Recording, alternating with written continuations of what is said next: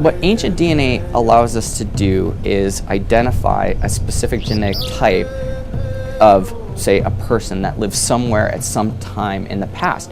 And we can take slices of time anywhere that we have samples and associated radiocarbon dates, and then we can see types move across space and time.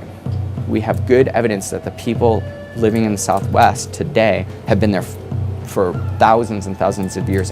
The artifacts in the ground and the people's genomes in the region today are telling us the same story. We're onto something. Now what I want to do is add a temporal component to this, and I'm starting to look at hundreds of human remains and feces, coprolite samples from the region today to take time slices to say what were the genetics of the earliest farmers and what were the genetics of the foragers before them. This is the clean room ancient DNA lab, and that's where we process we do all the ancient DNA extraction and PCR setup. We leave all our stuff there, we suit up, we go in there. The whole idea is we're protecting the samples from us. We get very little contamination around here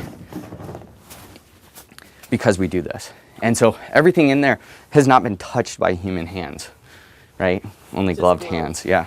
Okay, so let's go in and show you around. And I got all these, artifacts here to show you too. So ancient DNA is when we are able to recover genetic material from things that are no longer living. We principally work with humans, but this can include animals, plants, extinct species, for instance. After death, most of your DNA will degrade very quickly, but it's under certain conditions that DNA preserves for thousands or tens of thousands of years, and that's what we call ancient DNA.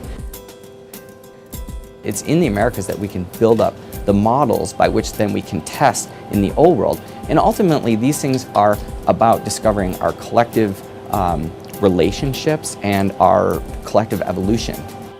All of this goes back to the emergence of our species in Africa, say 200,000 years ago.